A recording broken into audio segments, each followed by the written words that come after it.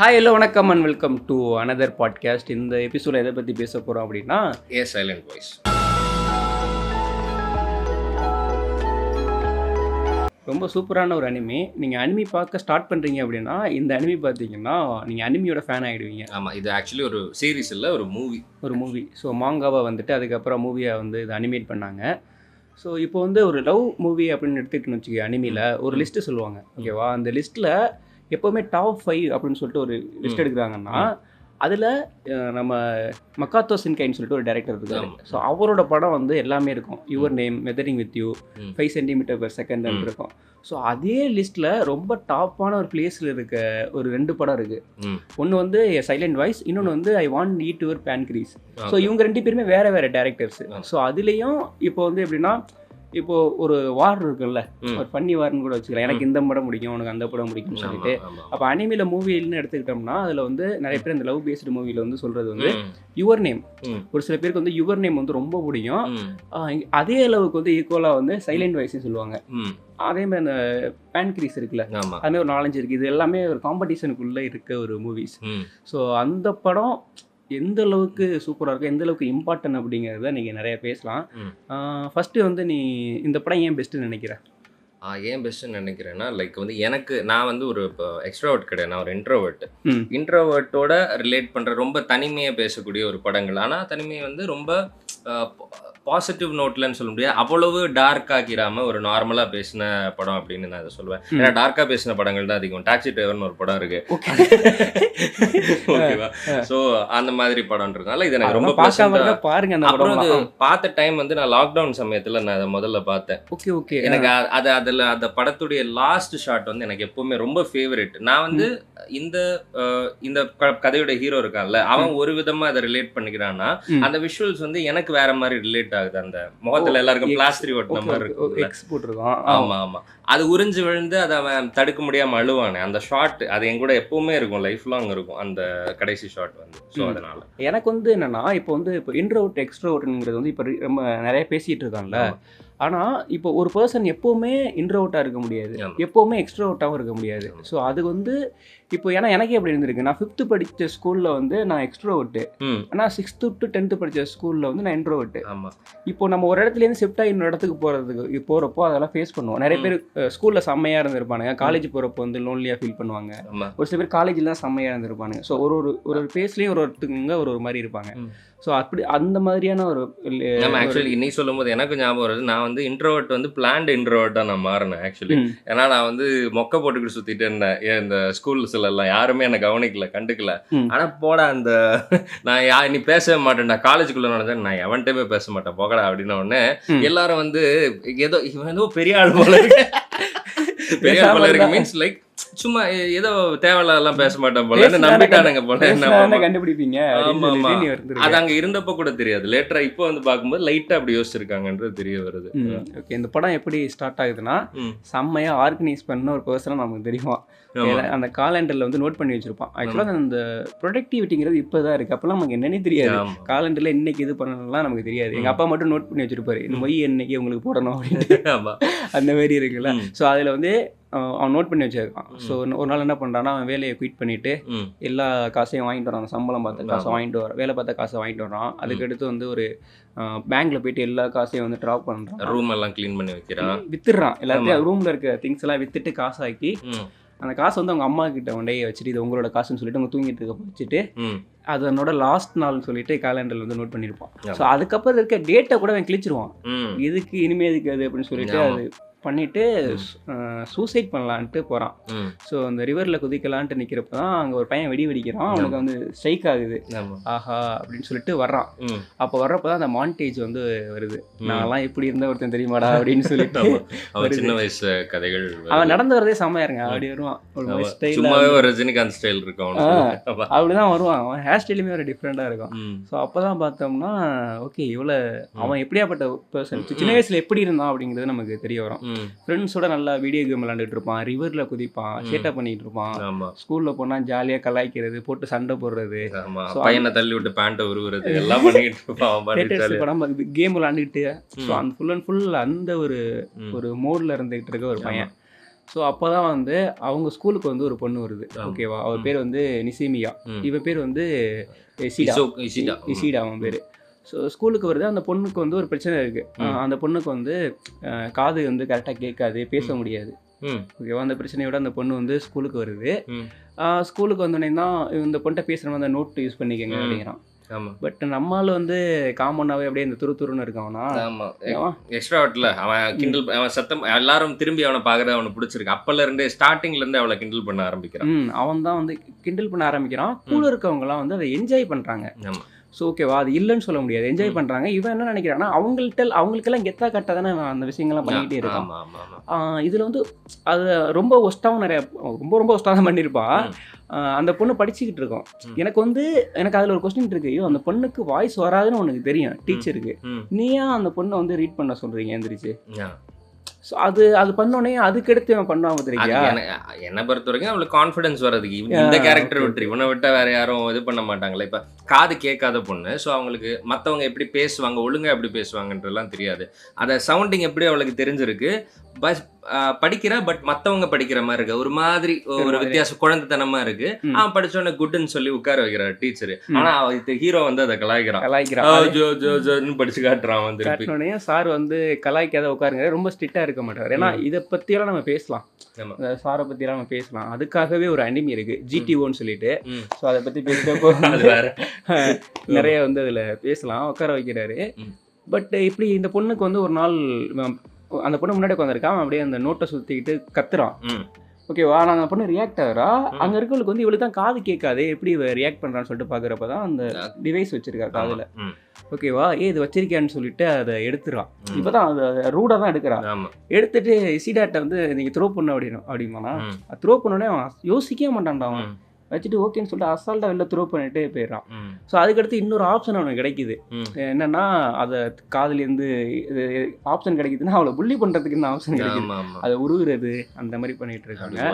அந்த ஸ்டர்ம்லேயே பல மிஷினை உடைச்சிருப்பான். இப்போ லோன்லியாக வந்து அவள் ரொம்ப ஃபீல் பண்ண ஆரம்பிச்சிடும். ஏன்னா அவளுக்கு வந்து இந்த ஹேண்ட் சைன் லாங்குவேஜ் வந்து கற்றுக்கலாம் அவள்கிட்ட பேசுறதுக்காண்டின்னு சொல்லிட்டு ஒரு டீச்சரை கூட்டி வருவாங்க. யாருமே இன்ட்ரெஸ்டடாக இருக்க மாட்டாங்க. ஒரே ஒரு பொண்ணு மட்டும் நான் கற்றுக்கிறேன்னு சொல்லிட்டு வருவான். ஓகேவா, அவள் தான் வந்து லாஸ்ட் வரைக்கும் அவளோட ஃப்ரெண்டாக இருக்கவ. ஸோ அவள் வந்து கற்றுப்பா. கற்றுக்கிட்டு இருக்கையில கொஞ்ச நாள் அவங்க 2 பேரும் தான் ஃப்ரெண்ட்ஸாக இருப்பாங்க. இவ கூட கேட்பேன், என்கிட்ட ஏதாவது பேசணுமான்னு சொல்லிட்டு ஒரு நோட்டில் எழுதி என்கிட்ட ஏதாவது பேசுகிறாங்க, அதில் பேசுங்கம்மானையும் டோட்டலாக அவாய்ட் பண்ணிடுவாங்க. அவங்க நீ போங்கிட்டு அப்படிங்கிற மாதிரி இருக்கும். அப்புறம் தான் அந்த இன்னொரு ஃப்ரெண்டுக்கிட்ட மட்டும் பேசிக்கிட்டு இருக்கா. ஒரு பாயிண்ட்ல அவளுமே வேற ஸ்கூல் மாறி போயிடறான். அப்போ வந்து ரொம்ப தனியாக இருக்க நினைக்கிறான். பட் இசீடா என்னதான் பண்ணாலும் இசீடாவை வந்து அவளுக்கு ரொம்ப பிடிச்சிருக்கு. ஓகேவா, ரொம்ப பிடிச்சிருக்கு.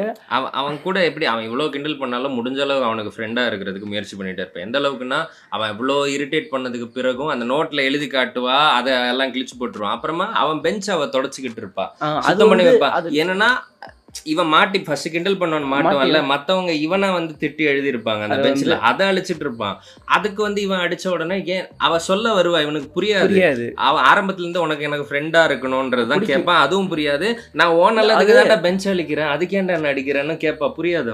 இன்னொன்று வந்து கம்யூனிகேஷன் அதில் கொஞ்சம் வந்து கரெக்டாக அவனுக்கு புரியாதனால தான் அவ்வளோ பிரச்சனை வந்திருக்கும். இப்போ வந்து அவன் தனியாக வந்து நின்றுட்டு இருக்கப்போ அந்த ஒரு கம்பியெல்லாம் இருக்குல்ல, அப்போ அதில் நின்றுட்டு இருக்கப்போ இவன் சொல்லுவான், நம்ம 2 பேர் ஃப்ரெண்டாக இருக்கலாமான்னு கேட்பா. இவன் கல்லை விட்டு அடிச்சிட்டு இருப்பான் அவன் மேலே. அப்போ தான் நம்ம 2 பேர் ஃப்ரெண்டாக இருக்கலாமான்னு கேட்பா. அப்போ அவள் வந்து இல்லை, அவள் கேட்டோடனே இவன் என்ன சொல்லுவான்னா, இனி புரியாது இவனுக்கு, இவனா ஏதோ கண்ணாப்பண்ணு பேசிட்டு இருக்கான்னு சொல்லிட்டு மண்ணள்ளி அவன் மேலே எரிஞ்சிருவான். ஸோ அதுலேருந்து அப்போ ட்ரை பண்ணிகிட்டே இருப்பாள்.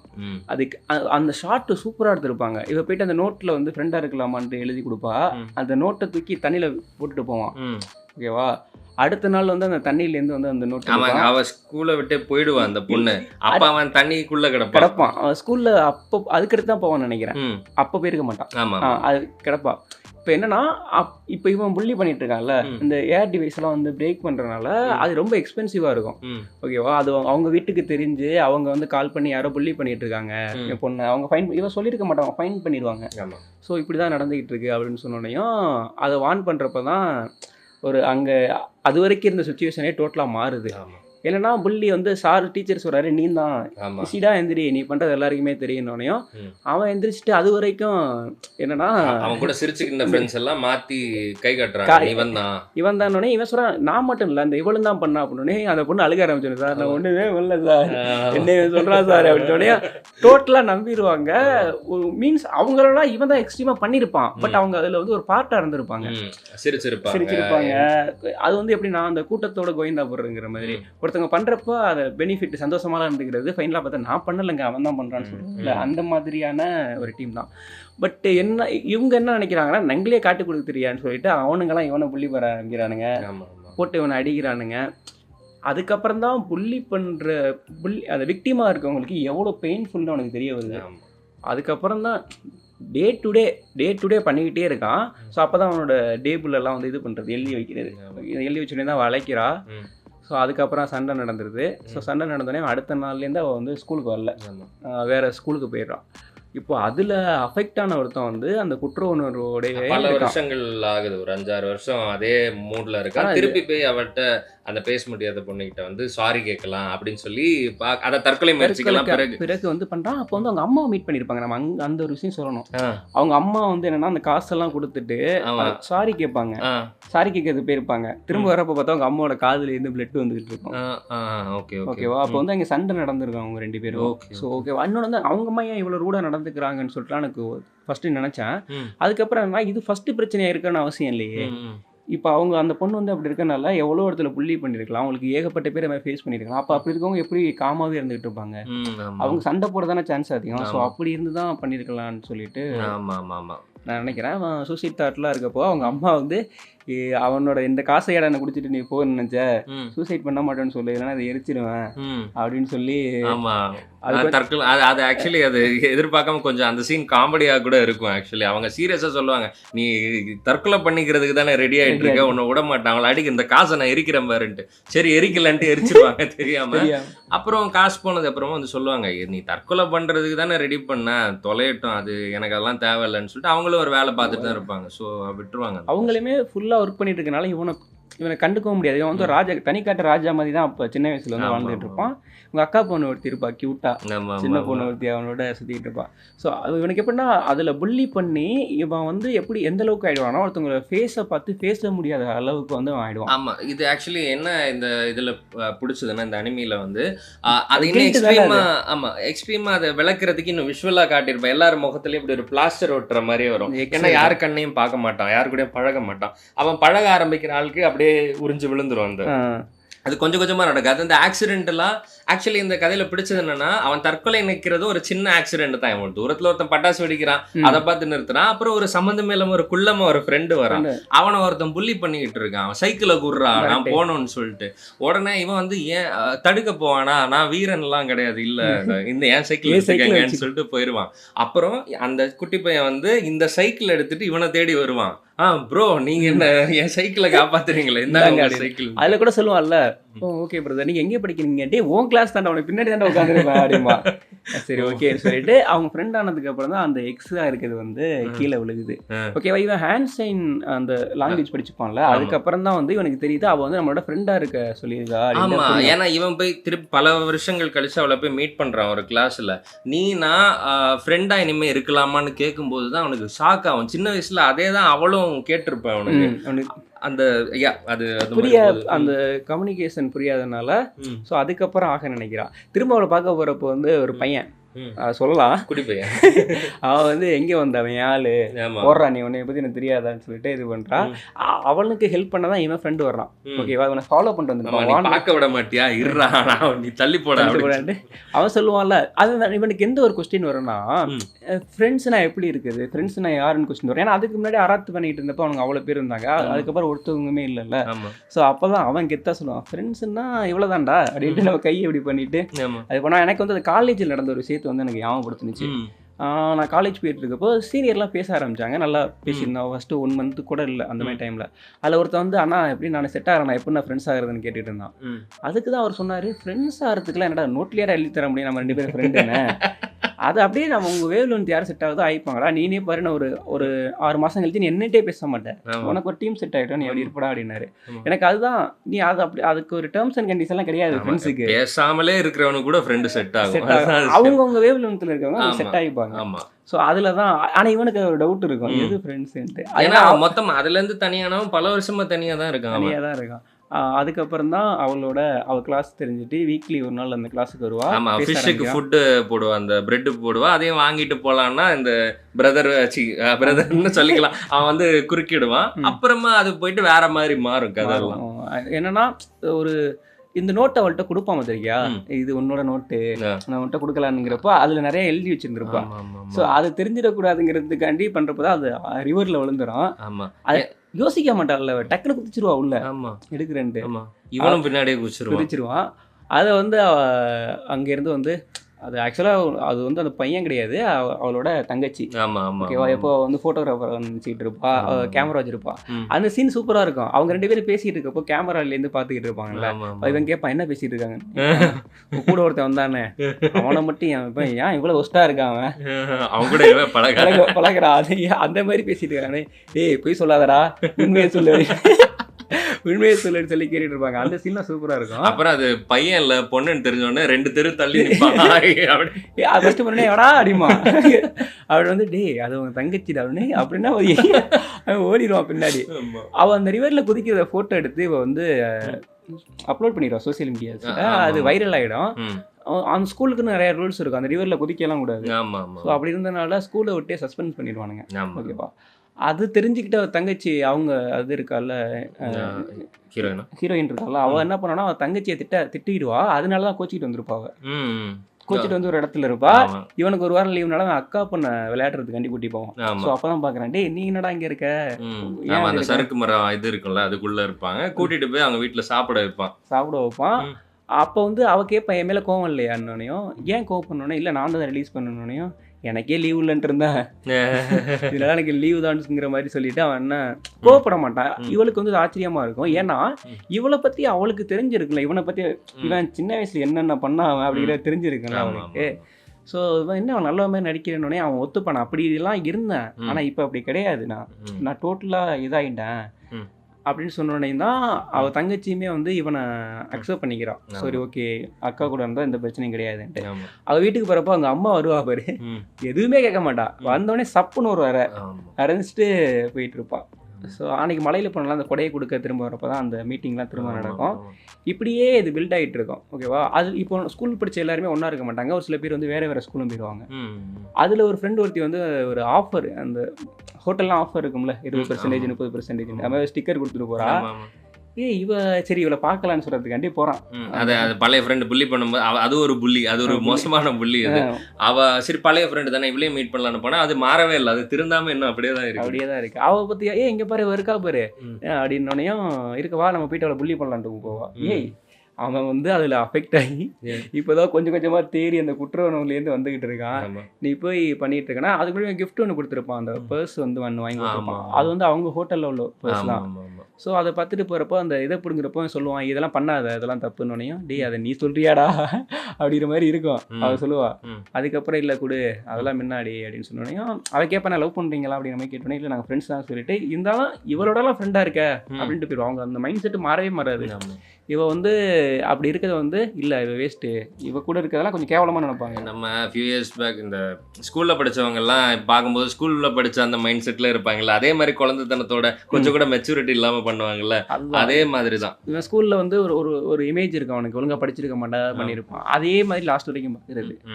ஸோ அந்த மாதிரி இவன் ஏன்னா மாறிட்டான் அதுக்கப்புறம் அந்த பர்சன். ஸோ இப்படி இருக்கா. அதுக்கப்புறம் தான் வந்து அவள் ஒரு கிஃப்ட் கொடுத்துட்டு லவ் பண்ணுறேன்னு சொல்லுவா. இவனுக்கு அது புரியாது. ஐ லவ் யூ முன்னே அவன் சொல்லுவா, நிலாவா அப்படிமா, ஐ லவ் மூணா, ஓ ஆமாம்மா பகலில் கூட தெரியுது அப்படின்னு நிலான்னையா அவ போயிட்டு தங்கச்சிட்ட சொல்லுவா, சொல்லிட்டியா உன்னோடனே, சொல்லிட்டேன்னா அவனுக்கு தான் அது புரியலை. அவன் அது போய் டிஸ்கஸ் பண்ணிட்டு இருப்பான். ஓகேவா, டிஸ்கஸ் பண்ணிட்டு என்ன சொல்லியிருப்பா அப்படின்னு, நிலாவா இப்போ நீங்கள் யோசிப்பானுங்க, அப்போ அவனுக்கு வந்து ஒரு பொண்ணு வந்து ஹேர் ஸ்டைல் மாற்றிருப்பான். ஓகேவா, அவள்கிட்ட போய் கேட்பான், ஏன் ஹேர் ஸ்டைல் மாற்றிருக்க அப்படின்னு சொல்லிட்டு. இல்லை நாங்கள் யாராவது இம்ப்ரெஸ் பண்ண நினச்சா அப்படி தான் ஹேர் ஸ்டைல் மாற்றுவோன்ட்டு.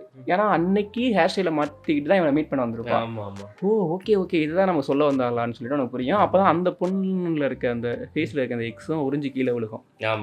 அவனோட லவ்வரோட இவன் தான் அவனோட ஆலோசனையும் அவன் ஃபேஸில் இருக்கிறத உறிஞ்சி விழுவோம். அப்படியே ஃப்ரெண்ட் ஆகுறாங்க. ஃப்ரெண்ட் ஆகிட்டு வந்து அந்த எல்லாம் ஒன்றா இருக்கலாம். அவள் தங்கச்சி சொல்லுவா, ஓகே இவன் நினச்சிக்கிட்டு இருப்பான் நம்ம வந்து கோவப்பட்டாப்புல இருக்கு நம்ம மேலே அவள் அப்படின்னு நினச்சிக்கிட்டு இருப்பான். இல்லை நீ ஒன்று இன்வைட் பண்ண வரான்னு பார்த்தா தெரிஞ்சுன்னு டீமாக போகிறாங்க. ஆமாம், ஒரு தீம் பார்க் மாதிரி போகிறாங்க. போனால் அங்கே எல்லாமே நல்ல வைபாக தான் போயிட்டுருக்கு. ஆனால் லாஸ்ட் மொமெண்ட்டில் ஒரு கடையில் ஐஸ்கிரீம் வாங்கி கொடுக்கலான்னு போனோன்னா அங்கே பார்த்தா இவனை சின்ன வயசில் காட்டி கொடுத்தான் இல்லையா ஒரு ஃப்ரெண்டு. அதாவது இவனை புள்ளி பண்ணான்ட்டு வெளியில் சொன்ன உடனே அவன் ஃப்ரெண்ட்ஷிப்பை கட் பண்ணிட்டான். அவன் வந்து இன்னும் அதே ஞாபகத்தில் தான் இருக்கான். நீ எல்லாம் ரொம்ப ஓர நடிக்கிறல்லன்னு ஏதோ சொல்லுவான்.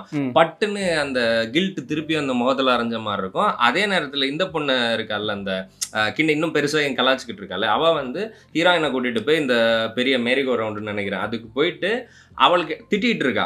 அவள் என்ன பேசுகிறா பார்ப்போன்னு அவள் தங்கச்சி கழுத்தில் வந்து கேமரா போட்டு வீடியோ வச்சு விட்டுருவா. ஸ்லோ அவள் பேசுறதுலாம் தெரியும். இன்னும் திருந்தாமல் இந்த ஜென்மம் இப்படி இருக்கு அவங்க எல்லாம். இப்போ இவன் இப்படி நான் இவன் சொல்கிறதையும் இவனே நடிக்கிறேன்னு சொல்லுவாங்க, அவளையும் நடிக்கிறேன்னு சொல்லிக்கிட்டு இருப்பாங்க. இதை அவளோட ஃபேஸில் வந்து எக்ஸ் இருக்காது. பட் இப்போ இப்படி ரியாக்ட் பண்ணோடனே அவள் ஃபேஸ்லேயும் எக்ஸ் விழுந்துருவனால அவங்க பார்க்க முடியாது. இப்படி தான் இருக்கும். அந்த கான்வர்சேஷன் வந்து அடுத்தடுத்த ஸ்டேஜுக்கு போவோம். சரி ஓகே இவன் வந்து நீங்கள் ஏதாவது பண்ணுங்கடான்ட்டு தான் திரும்ப அவளை மீட் பண்ண போவான். நீங்கள் சும்மா இருக்காமல் எல்லாம் டீமாக கிளம்பி வருவானுங்க. ஓகேவா, கிளம்பி வந்தோடனே வந்து இங்கே பேசிகிட்டு இருக்கப்போ இதே இவனை பற்றி அந்த குட்டையாக இருப்பான்ல, அவன் வந்து இவெல்லாம் புள்ளி பண்ணுற கேரக்டரே கிடையாதுன்னு அவனை பற்றி உனக்கு என்ன தெரியும், அவன் என்னென்ன பண்ணான் தெரியுமா அப்படின்னு சொல்லிட்டே இருப்பாங்க. இவன் வந்து ஒரு பாயிண்ட்டுக்கு மேலே வந்து நீ பேசாதீங்க போயிடுங்கன்னு சொல்லிட்டு உட்காந்து அழுக ஆரம்பிச்சிடும். நீ போங்க, நான் தான் தப்பு பண்ணேன், என் மேலே காரணம் இல்லை போனோடனே அவன் கூட சொல்லுவான் நான் அவனை சப்போர்ட் பண்ணுறேன்னு. இல்லை போ நீ ஃபஸ்ட்டு, உனக்கு தெரியாது என்னை பற்றி உனக்கு தெரியாது நீ போ அப்படின்றான்.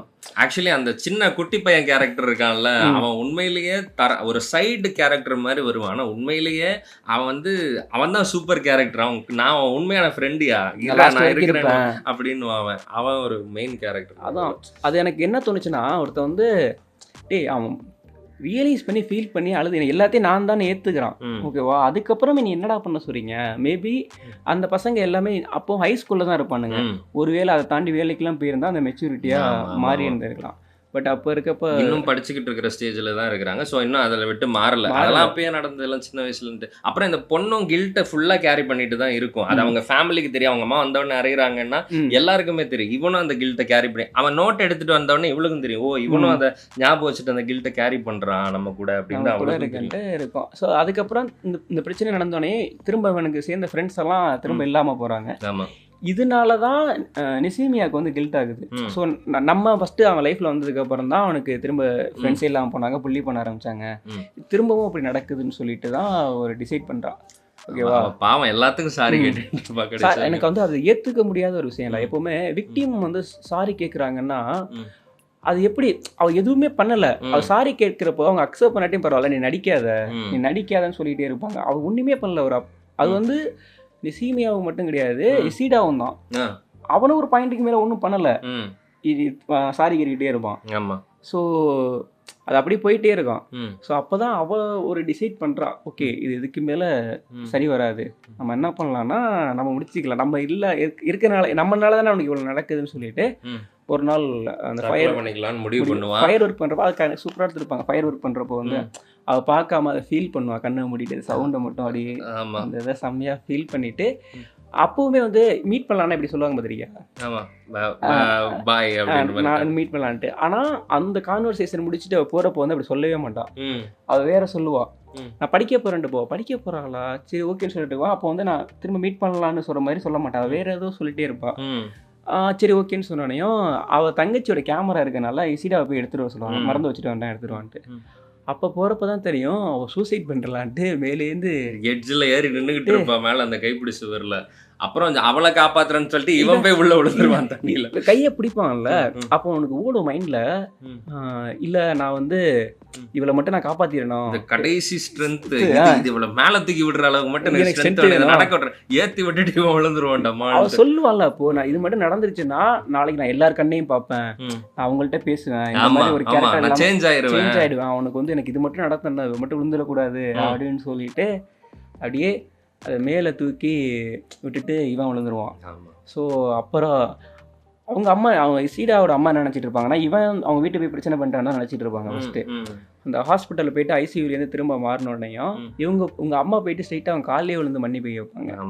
அப்படி கேட்டுட்டு அப்படி பரவாயில்ல அவங்க மன்னிச்சிருவாங்க. இதில் யார் ரொம்ப காண்டானதுன்னா, இவ்வளோ 2வது டைமும் புள்ளி பண்ண வந்தாலும் ஒரு பொண்ணு, அவள் தான் வந்து திரும்ப அவனை இப்படி பண்ணிட்டல நீ அப்படின்னு சொல்லிட்டு அவளை இது பண்ணிட்டு இருப்பா, அவளை போட்டு அடிச்சுக்கிட்டு இருப்பா.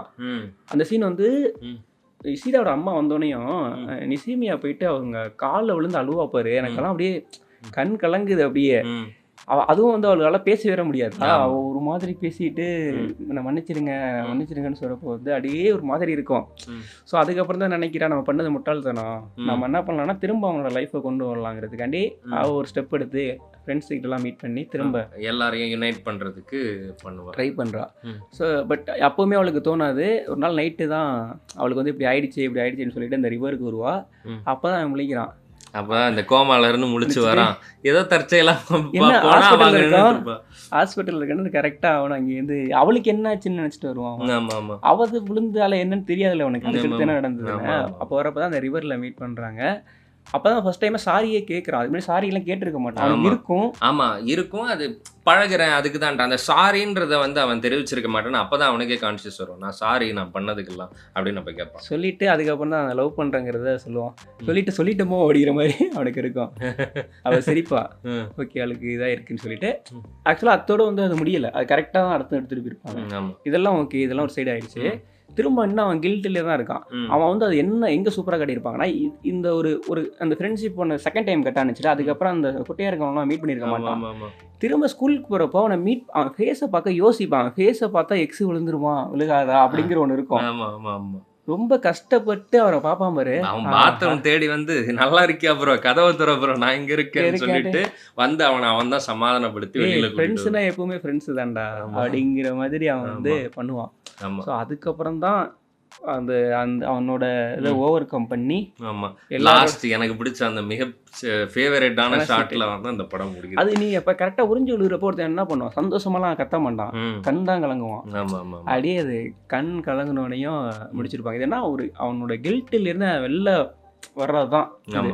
அது வந்து ரொம்ப கஷ்டமான விஷயம், அவங்க கில்ட்டில் இருந்து வெளில வர்றது. அவங்களால யாராவது அஃபெக்ட் ஆகிட்டாங்கன்னா ஒரு சில பேர் வந்து ஜஸ்ட் லைக் தட்னு எடுத்துப்பாங்க. பட் ஒரு சில பேர் வந்து அதில் இன்னும் டெப்த்தாக போயிட்டு நம்ம அது காரணமோ ரொம்ப நியாயமாக மாறினாங்கன்னா அப்படி இருக்கும். அந்த மாதிரி இருந்துட்டு அது வந்து வெளில வருவான். ஸோ அதான் ஒரு சூப்பரான ஒரு எண்டிங். ஆனால் இருந்தாலும் அந்த மன கஷ்டத்தோடய நமக்கு இருக்கும். இது நீங்கள் வந்து இந்த ஒரு அனிமி பார்த்தா அவங்க வந்து ஒட்டாக்கு ஆயிடுவாங்க. அப்படி லிஸ்ட் எடுத்த சொன்னோன்னா இந்த அனிமையை நம்ம சொல்லலாம். ஸோ இதுலேயே வந்து நம்ம என்ன பேச வேண்டியது இருக்குது. நான் யுவர் நேம் பற்றி கூட ஒரு வீடியோ போட்டிருக்கேன். பட் நம்ம அது இல்லாமல் I want need your pancreas, so அந்த மாதிரி நம்ம 5 cm/s வந்து பேசணும். ஏன்னா ரொம்ப அண்டர் ரேட்டடாக இருக்குது. மக்காத்தோ சின்காய் படம் தான். பட் யுவர் நேம் பேசுகிற அளவுக்கு அதை பேச மாட்டாங்க. வெதரிங் வித் யூ பேசுகிற அளவுக்கு அதை பேச மாட்டாங்க. ஸோ அந்த மாதிரி லிஸ்ட்டு நம்ம எடுக்கலாம். ஸோ இந்த படம் மேக்ஸிமம் பார்த்துருப்பீங்க. அப்படி பார்க்காம இருந்தீங்கன்னா மிஸ் பண்ணாமல் பாருங்கள். நன்றி, வணக்கம். நன்றி.